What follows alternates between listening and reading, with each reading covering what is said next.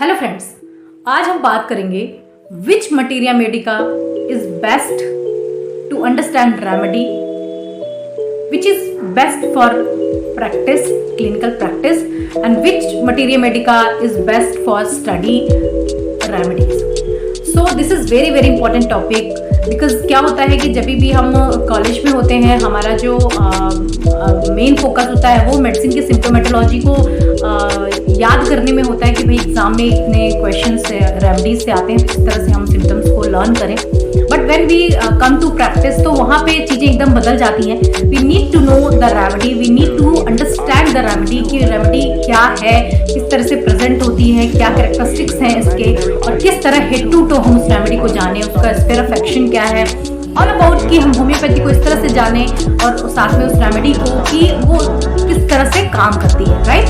तो this is very very important friend और बहुत ही इंपॉर्टेंट टॉपिक है. मुझे हमेशा लगता है कि अगर इनिशियली हम जब प्रैक्टिस स्टार्ट करने आते हैं या फिर हम कॉलेज में भी होते हैं, अगर हमें इस तरह का नॉलेज मिले तो हमारी जो कमांड है मटीरिया मेडिका पे और बेसिकली होम्योपैथी पे बहुत अच्छी बनती है और हमारी जो फ्यूचर में रेमेडी को लेकर के अंडरस्टैंडिंग है बहुत क्लियर होती है और हमें रेमेडी बहुत अच्छे से समझ आ जाती है, लर्न हो जाती है और वहाँ पे हमें कुछ भी ऐसा रटने जैसा और बार बार याद करने जैसा नहीं रहता. कई बार हमें मेडिसिन का पूरा जो एक फीचर होता है, एक जो फ्रेम है, अगर आप उसको सेट कर लेते हो तो वो काफ़ी क्लियर हो जाता है. तो चलिए शुरू करते हैं. एंड अगर अभी तक आपने मेरे यूट्यूब चैनल को सब्सक्राइब नहीं किया है फ्रेंड्स तो सब्सक्राइब कर ले. मैं डॉक्टर ज्योति तिवारी आपके लिए होम्योपैथी से रिलेटेड वीडियोस लेकर के आती हूँ जो स्टूडेंट के लिए, प्रैक्टिशनर के लिए, दोनों के लिए ही काफ़ी बेनिफिशियल हो सकते हैं. और आज का जो ये टॉपिक है ये बहुत इंपॉर्टेंट होने वाला है. तो देखिए, जब भी आप मटीरिया मेडिका के बारे में जान रहे हो तो आपको ये जानना बहुत ज़रूरी है, आप पढ़ने जा रहे हो तो आपको ये समझना बहुत ज़रूरी है कि कौन से ऑथर्स हैं जिन्होंने रेमेडी को फुली एक्सप्लेन किया है, रेमेडी का जो पिक्यूलियर नेचर, एग्जैक्टनेस ऑफ जो रेमेडी होती है उसको बताया हुआ है.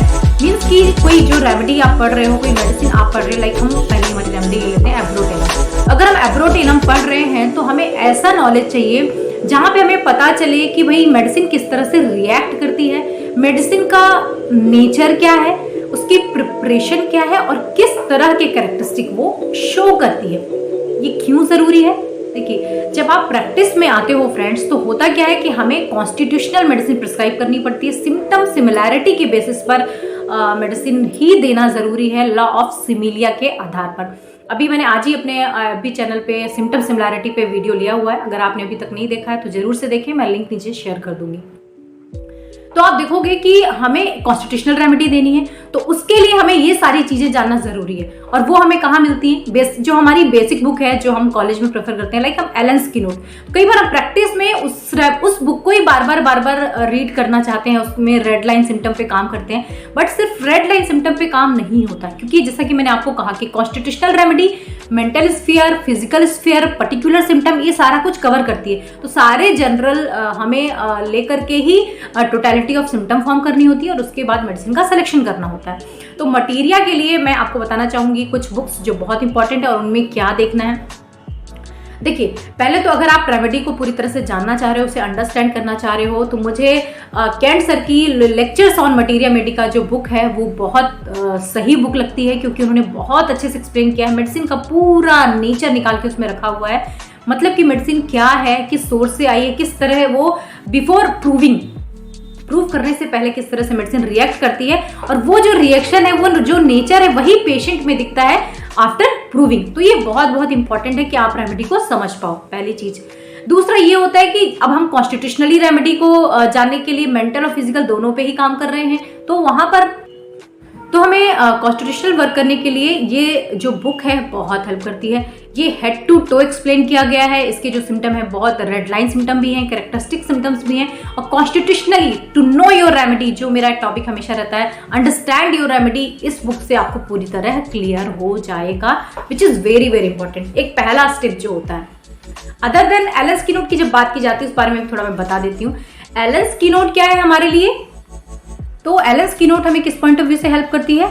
रेड लाइन सिम्टम्स पता चलते हैं, हेड टू टो पता चलते हैं. This is very very important.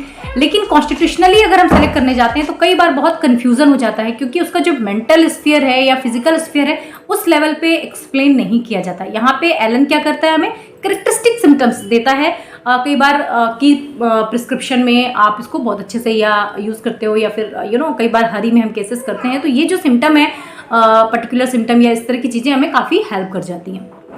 सो दूसरी रेमेडी है, बुक है मटीरिया मेडिका की जो बहुत हेल्प करती है आपको, ईबी नैश लीडर्स। ये बुक भी बहुत अच्छी है। इसमें क्या है कि मेडिसिन का हेड टू टो तो दिया ही है, इसके जितने भी पर्टिकुलर पार्ट एक्सप्लेन किए गए हैं वहाँ पे कंपैरेटिव स्टडी बहुत अच्छी की गई है। दूसरी रेमेडी के साथ कंपैरिजन यहाँ पे बहुत अच्छा है, so that we can learn the differentiation between the remedies. क्योंकि कई बार क्या होता है, जब आप टोटलिटी फॉर्म कर लेते हो और रेपर्टाइजेशन पे आते हो तो आप देखते हो कि आपको कई सारी रेमेडी एक साथ दिखती हैं, 3-4 रेमेडी बहुत क्लोज लगती हैं, बहुत सिमिलर लगती हैं, या कई बार पार्शियल सिमिलम होती हैं वो, तो इट बिकम डिफिकल्ट कि हम किस तरह से रूल आउट करें कौन सी रेमेडी है ना। तो वहाँ पे ईबी नैश काफ़ी क्लियर करते हैं हमें डिफरेंशिएशन के लिए। तो ऐसी स्टडी हमें मटीरिया मेडिका में फ्रेंड्स करनी चाहिए जो हमें कंपैरिजन के साथ साथ स्टडी दे। देखिए जैसे हम एलेंस की नोट करते हैं तो वहाँ पे साइड में हमेशा मेडिसिन 3-4 दी रहती है। यहाँ पे क्या है कि आपको उस रेमेडी का सिम्टम्स भी पूरी तरह से एक्सप्लेन किया हुआ है। ईबी नैश की बात कर रही हूँ मैं, तो वहां पर आपको सिम्टम्स के साथ अगर एक्सप्लेनेशन दिया हुआ है तो यू कैन अंडरस्टैंड कि यस, एक माइंड में आपका सेटअप बन जाता है, आप उस रेमेडी के बारे में अच्छे समझ जाते हैं कि भाई ये डिफरेंशिएशन है इसके साथ, है ना। अगर सिम्टम्स सेम दोनों के मिल रहे हैं तो डिफरेंशिएटिंग पॉइंट क्या है ये आपको ईबी नैश क्लियर कर देता है। और दूसरी जो बहुत इंपॉर्टेंट बात है इसकी, जितने भी पर्टिकुलर पार्ट है ना उसको बहुत अच्छे से एक्सप्लेन किया हुआ है, एनाटॉमिकली, फिजियोलॉजिकली, इसके जो एक्सपीरियंसेस या पुराने केसेस है ना वो भी रेमेडीज के साथ एक्सप्लेन किए हैं सर ने।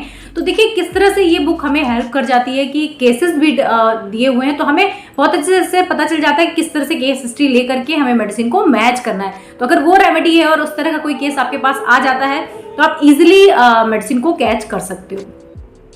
तीसरी बुक जो मुझे अभी तक और समझ में आई है, एमएल टाइलर की बुक, वो भी बहुत अच्छी है। सर ने इस बुक को बहुत अच्छे से एक्सप्लेन किया है पर्टिकुलर पार्ट्स के साथ साथ कैरेक्टरिस्टिक सिम्टम, और मेन जो अपन का रहता है कि भाई फोकस जिन लोगों को एग्जामिनेशन पॉइंट ऑफ व्यू से काम करना है, क्लिनिकली तो इतना ज़्यादा मुझे नहीं समझ आता उसमें, लेकिन जो स्टूडेंट जो प्रैक्टिशनर एग्जाम की प्रिपरेशन करते हैं फॉर यूपीएससी पीएससी, तो वहाँ पर एमएल टाइलर हमें हेल्प करती है क्योंकि उन्होंने भी बहुत अच्छे से रेमेडी को एक्सप्लेन किया हुआ है। साथ में बोरिक जो आप देखोगे ना, boric materia Medica examination point of view से भी अच्छा है। जो लोग थेरापेटिकली काम करना चाह रहे हैं, जो पर्टिकुलर पार्ट को एकदम से समझना चाह रहे हैं, तो आप अगर इस मटीरिया मेडिका स्पेशली बोरिक उसके थ्रू जाना चाह रहे हो ना, तो आपको पर्टिकुलर पार्ट बहुत अच्छे से क्लियर हो जाएगा। देखिए सबकी अपनी अपनी मास्टरी होती है, कौन किस तरह से पढ़ना चाह रहा है, कौन किस पे काम करना चाह रहा है ना।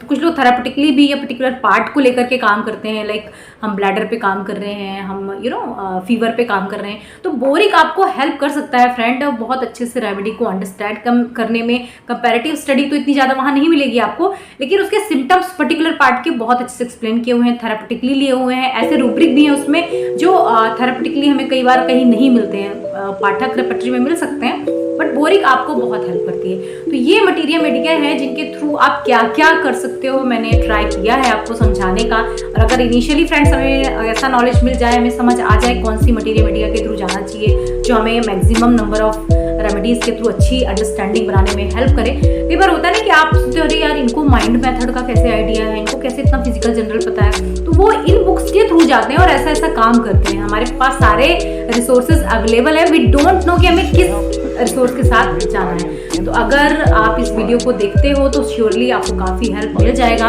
एंड आई होप कि जो स्टूडेंट है, प्रैक्टिशनर है, इस तरह से अगर जाते हैं तो उनकी प्रैक्टिस और उनकी स्टडी मेडिसिन को लेकर के बहुत अच्छी हो सकती है। तो this is all for today friends, thank you so much.